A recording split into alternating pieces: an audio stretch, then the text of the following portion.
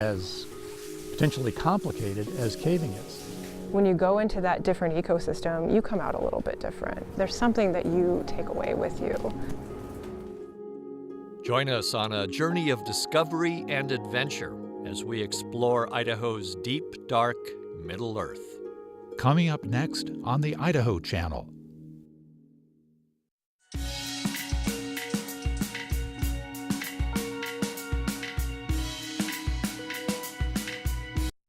Larry H. Miller Subaru, offering a variety of new and used all-wheel drive Subaru vehicles, including the Outback, Forester, Legacy, and the all-new Crosstrek, located on Fairview in Boise. BoiseSubaru.com. The Museum of Idaho, located in Idaho Falls, featuring world-class exhibitions including Real Pirates, opening May 2015. The Museum of Idaho, where a world of wonder awaits you.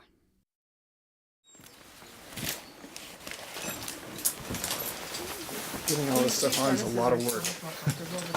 Cavers fiercely protect unique caves. Most entrances are gated and the locations kept secret. The Cave Resources Protection Act requires us to not divulge the location of caves. That's a really important thing because so many caves have been vandalized and we can't gate every single cave. In a new cave, I don't know what I'm going to find 3 feet from here.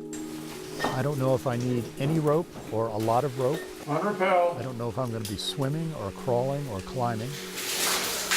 Now the other thing you need to do is look down and find the end of the rope. Other than the deep ocean, there is nothing on the surface of the world as unknown, as mysterious, as potentially complicated as caving is.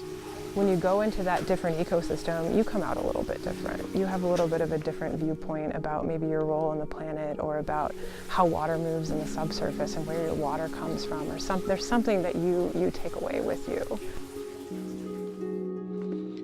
Do be careful, the rock's a little loose and slick around here. Wild caving can be dangerous if you're not prepared for it. So you need to make sure to follow all the safety rules, make sure to carry all the proper gear with you, make sure to have your backup party, and just be really prepared for what you're going into, know what you're getting into. Join us on a journey of discovery and adventure as we explore Idaho's deep, dark Middle Earth.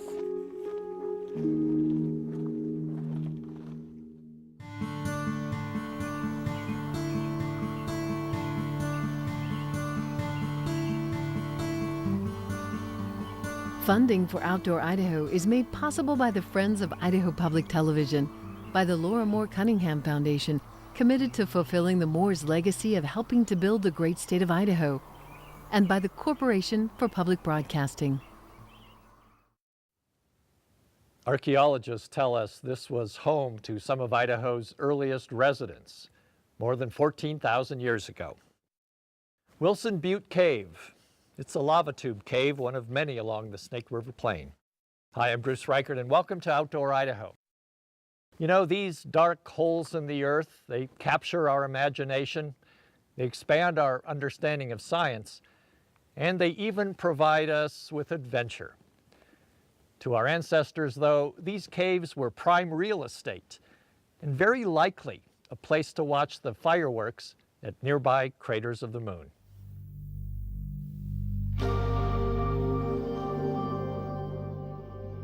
The ancient eruptions here resulted in hundreds of caves worming into the lava fields.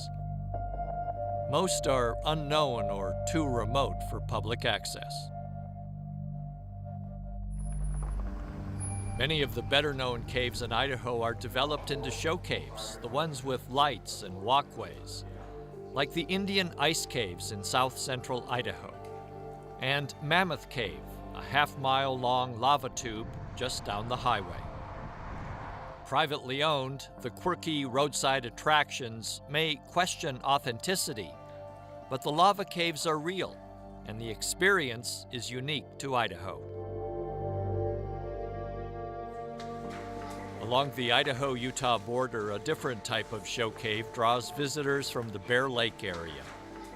Minnetonka, a magnificent limestone solution cave, was developed as a Depression-era public works project in the late 1930s. Minnetonka, a Native American word meaning falling water, has walkways extending a half-mile into the mountain. The features are impressive and captivating. And then there are wild caves, with no walkways, no lights, and potential hazards around every corner. But for those who relish a tight squeeze, pitch-black darkness, and the mystery of exploration, wild caves are a passion. In the high desert of southern Idaho, there are more than 300 documented wild lava caves. Do be careful, the rock's a little loose and slick around here. But only a few are gated and protected. Out here, we're probably not going to have too many more lava flows, at least in our lifetime. And so you damage something in the lava tube cave, it's going to stay damaged for the rest of its life.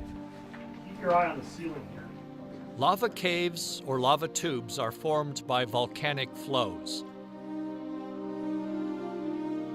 The outer layer of lava will harden as it's exposed to air, but the lava underneath will sometimes remain molten and flow out, leaving a hollow tube. This whole area was once part of the North American hotspot. As the North American plate has migrated across that hotspot in the Earth's core, it has led to a lot of volcanic activity, different types of flows, and various other activity, geologic activity that has taken place. The Bureau of Land Management oversees these caves, but it's the grotto members who visit them the most. Exploring a wild cave can be dangerous if you don't know what you're doing. You're in there on your own where there isn't any sort of structure in place like paved trails or lights or even a guide or something. At the most, you might have a map that somebody before you has made showing you where it's going, but for the most portion, you don't even know where the passages go in the cave. It's always best when you're going into a cave is to take an experienced caver with you. Everybody sliding down? You can't call in air ambulance. You can't call anybody. You're inside a cave and you're really in there alone. When you're coming through here, that rock that you see right up here in the ceiling is loose. You don't want to be touching that. Okay. And there's two different ways people go through. Either they'll go through on their stomach over the top of this, or they'll drop their legs down in and go under the bottom. I think I'll drop my legs in. Okay. If this rock did happen to fall and block this passage, we have a backup party that if I'm not back to the surface and have them called by 10 o'clock tonight, they're going to initiate a rescue.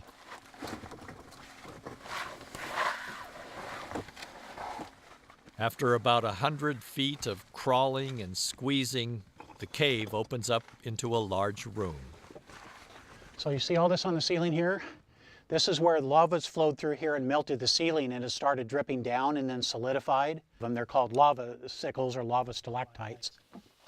This cave is cool and dry. It splits off into 3 separate passages, but a marked path leads the way to the most decorated area.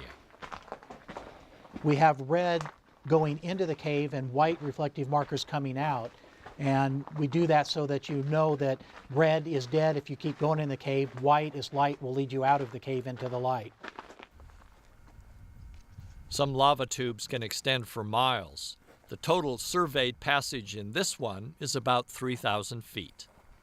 Okay, we're coming up on the area it's known as a formation room that's going to have the really significant formations in this cave. But the ceiling is very low, and the entire ceiling and all the floors and all the walls, everything is covered with formations. So in order for us to know better where our head and stuff is, we take off our helmets in here and carry them through. I'm a very visual person, so a lot of it for me is the visual aspect of seeing these things, seeing the structures and the formations and the crystals and the colors and stuff. It's just amazing. Okay, we've entered in a really great formation area of this cave. And as if you've taken a look around, you don't see any real black of the lava rock. It's all sort of browns and whites and grays. This is actually all secondary mineral deposits.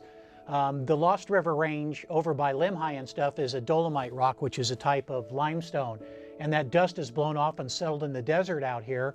And then that is dissolved by rainwater and leached through the ground, and it's redeposited in these formations here.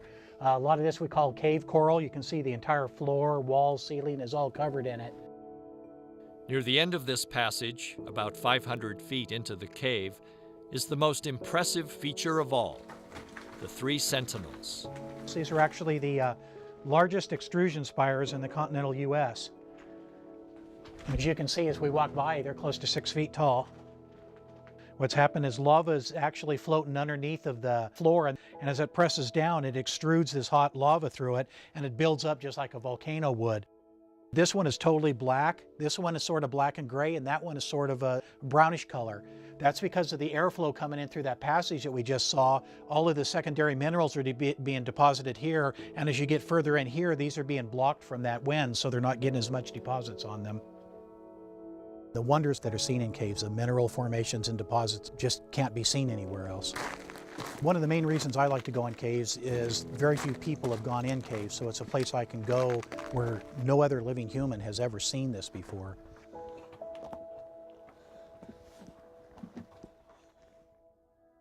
Hundreds of miles north, a wild limestone cave burrows deep into the mountain. For thousands of years, dense undergrowth hid the cave, until a hunting party stumbled upon it in 1959. Within a few years, the first official expedition party explored the cave.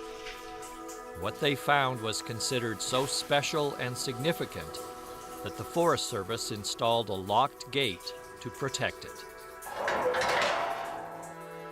So I think most caves are worth protecting, some obviously more than others, and this one meets the criteria the Forest Service has, or the government has, for a significant cave, which is something we're required to manage and have a management plan for.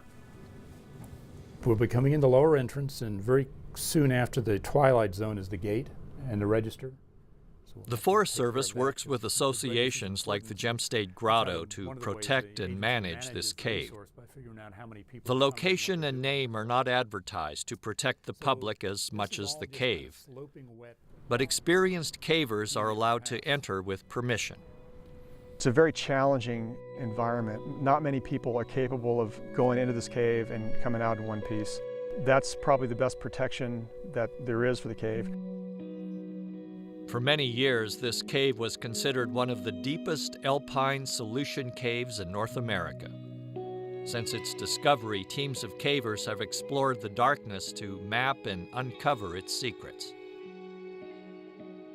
More than 3 miles of passageway dropping to a depth of 800 feet below the surface is documented to date. Tomorrow, the team will perform routine inspections and gather data for analysis. This will be the first visit by the Forest Service National Cave Program Coordinator. Outside of the science and mystery of it and just not knowing where the cave is going, I also enjoy the physicality of it, the activity of it. And this cave is a vertical cave. It's it's a colder cave. I generally enjoy the rope work underground, so I'm looking forward to that. And we've been stewards of this particular cave for quite some time, especially under this management plan. And I'm looking forward to looking at monitoring the condition of the cave and the resources. A roadside camp not far from the cave serves as home base for 2 nights. It's not freeze-dried. Together, this team has explored hundreds of caves around the world. Experience is essential for tomorrow's journey underground. This cave is very complicated. It's a substantial physical challenge as well because it's quite deep and you are descending all the way all day long down into the cave, and then when it's time to come back, every step is uphill all the way back to the camp. And so that makes it a challenge. This cave ranks as one of the more dangerous caves that I've been in because of the temperatures, the vertical aspect, the rope work. We try to take precautions to keep it safe. A small caver's backpack holds all the essential items for a long day underground. Because this cave is wet, this is at least a partially waterproof pack. The first thing on top of the bag is just what I might have to get to first. This side organizes all my emergency lights. I have 2 flashlights. a headlight to replace this one if something were to happen to it. You're entirely dependent on your light. Without your light, you are just horribly handicapped. You're just not equipped. Human beings are not equipped to deal with a broken climbing type environment with no light at all. It's darker than you've ever experienced in your surface life. And so we carry 3 lights just to make sure we have plenty of redundancy. We have a map of the cave, which you can see is quite complicated. Other essential items include snacks and food, water, extra clothing, a first aid kit, and... Because this is a unique biologic environment, we don't want human waste, either liquid or solid, to change the biology. And so we have to be prepared to carry out all the liquid and solid waste. Caves are very fragile resources. Just stepping into a cave, we provide nutrients and all sorts of things to the environment that weren't there before. So the minute you step into a cave that's never been visited, you create an impact.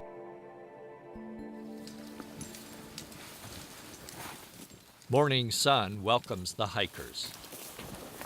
Once inside the cave, they won't see daylight again for about 10 hours. If you don't know the way to the cave, you probably won't find it. The location is off-trail and through challenging terrain of fallen trees, brush, and stinging nettle, a natural deterrent. The cool, grotto-like entrance is welcome after the bushwhack through the forest. The cave maintains a constant temperature of 35 degrees, and with runoff from an active stream above, humidity levels hover around 100%. Under these conditions, hypothermia is a real concern. So the cave ensemble includes a warm wicking layer under a water-repellent jumpsuit, and rubber boots to keep the feet dry. So we've got this harness on because we're going to do several rappels, and these 2 objects are rope clamps that slide up the rope and then allow me to stand in these foot loops in order to climb back up the rope, because anything we rappel down, we have to come back up to get out of the cave. The helmet is the last bit of protective equipment, and it provides both a protection to your head and a place for your headlight to mount, so where you're looking, you're able to see and leave your hands free, something that a flashlight wouldn't do for you. Getting all this stuff on is a lot of work, but it's important to get all your gear on correctly. The original culvert pipe that gated the entrance to the cave lies nearby. You used to crawl through this culvert, and the spider there was locked inside the culvert, and that prevented you from sliding through. The problem with that kind of a gate is that you can't move a litter through it. And so the gate has been replaced with one that's both bat-friendly and easier for a rescue situation. The spacing between the bars is designed so bats can fly through to roost or hibernate. The numbers of bats each year will vary, and that may be weather conditions, it may be just the health of the population, it may be that bats choose alternate roosts in different years. A disease called white nose syndrome is devastating bat populations in the eastern United States and Canada. It's estimated that nearly 6 million bats have died from the disease over the past decade. We have not seen it here yet. There are a lot of the agencies and cavers are taking a lot of precautions, not using their gear in western caves that's been in eastern caves. There are decontamination protocols in effect. We're doing everything that we can, and the caving community is doing everything that they can to minimize that risk so that we aren't spreading it. Not only are bats an important part of the ecosystem, they are also a sort of mascot to the caving community. Learn more about bats and learn more about these creatures that we don't know very much about but are rapidly disappearing, and do what you can to protect them.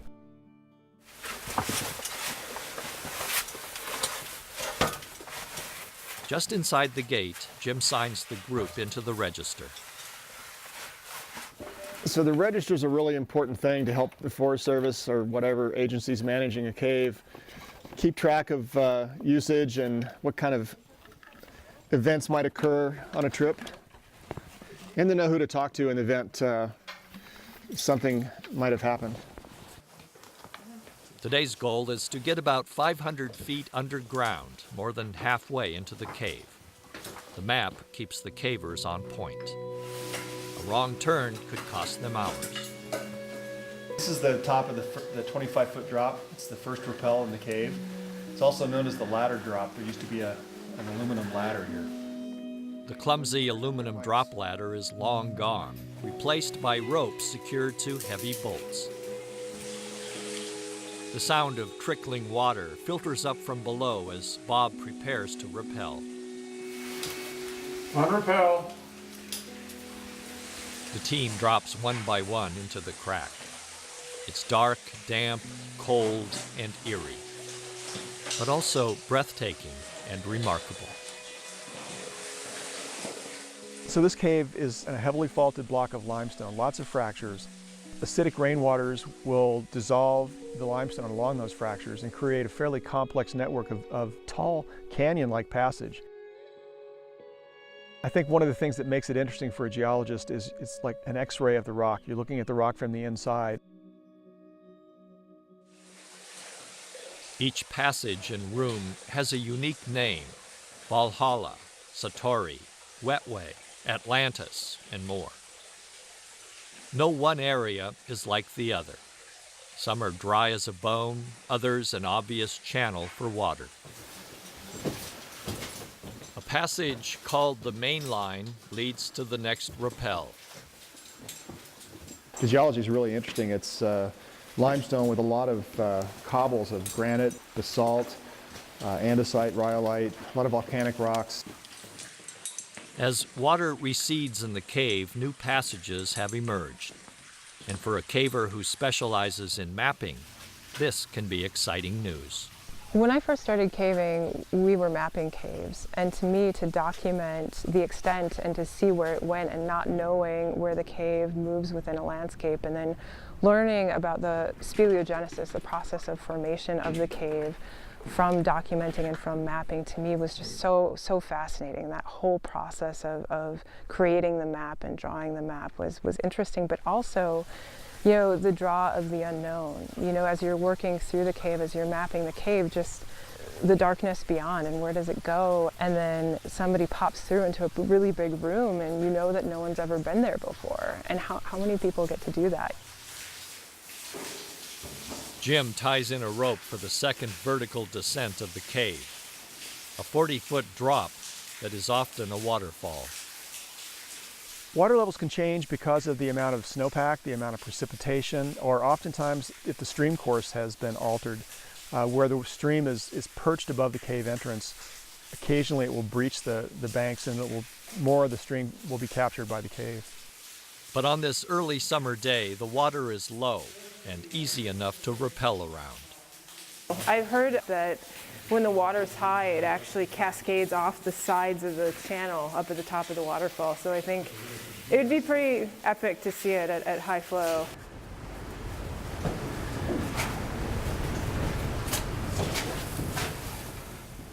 Within a few hours, they arrive at the sand room. Now more than 300 feet underground, the team takes a welcome break. It's unique in this part of the cave because it's dry and quiet and there's no wind here. Almost every party coming into the cave pauses here to assess their condition and to eat and to plan what they're going to do next. If anyone were to be in trouble, this is where we would expect to find them. A cache of survival gear and food is kept here for an emergency situation.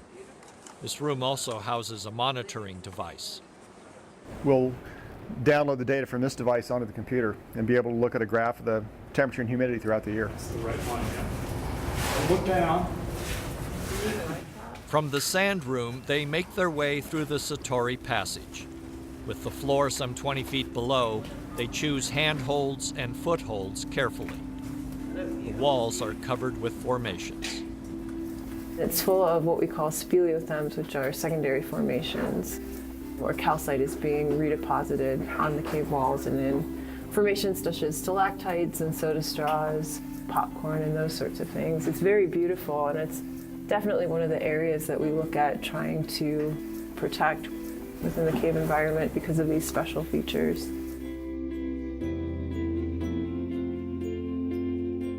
For thousands of years, acidic water streaming over the rock left behind calcium carbonate, creating this drapery flowstone.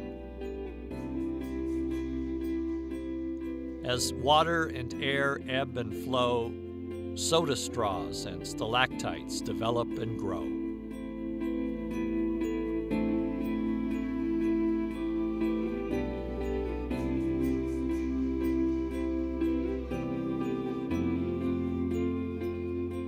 A 70-foot rappel into what cavers call Puberty Pit brings the team to 500 feet below ground. They've now reached the midpoint of the cave.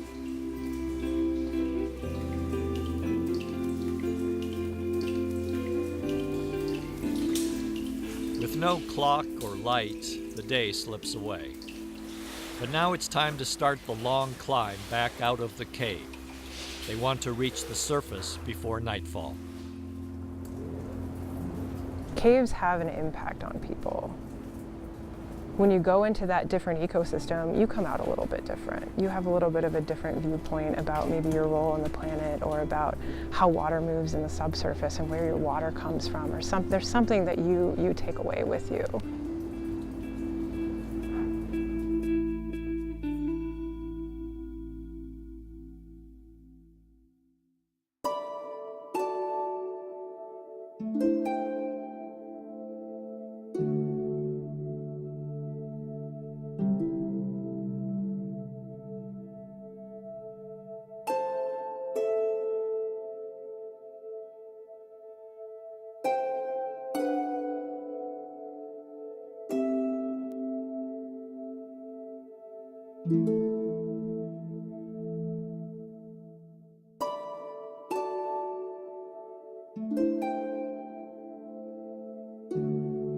Funding for Outdoor Idaho is made possible by the Friends of Idaho Public Television, by the Laura Moore Cunningham Foundation, committed to fulfilling the Moore's legacy of helping to build the great state of Idaho, and by the Corporation for Public Broadcasting.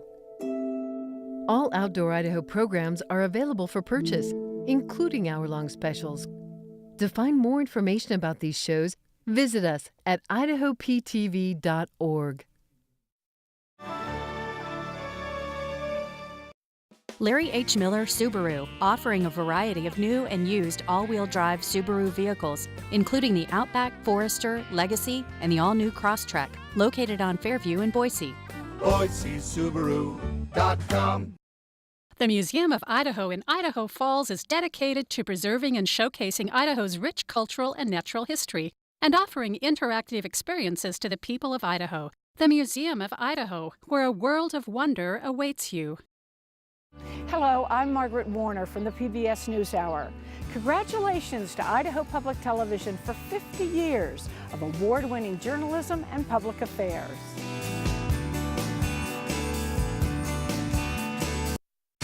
Cyber attack.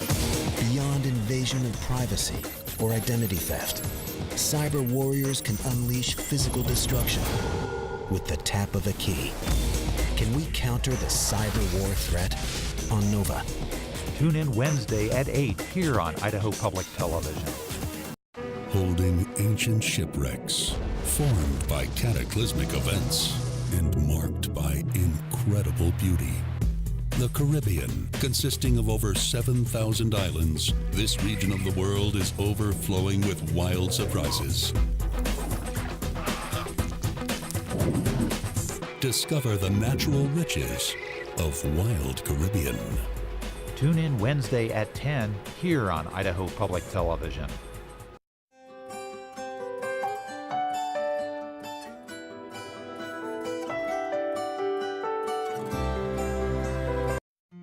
The 19th Annual Trailing of the Sheep Festival, October 7th through the 11th in Ketchum and Haley, featuring a parade down Main Street, Fiberfest, and lamb culinary events. More online at trailingofthesheep.org. D.B. Fitzpatrick and Company, a Boise-based registered asset management firm for more than 25 years. Global investment strategy, global perspective. More information is online.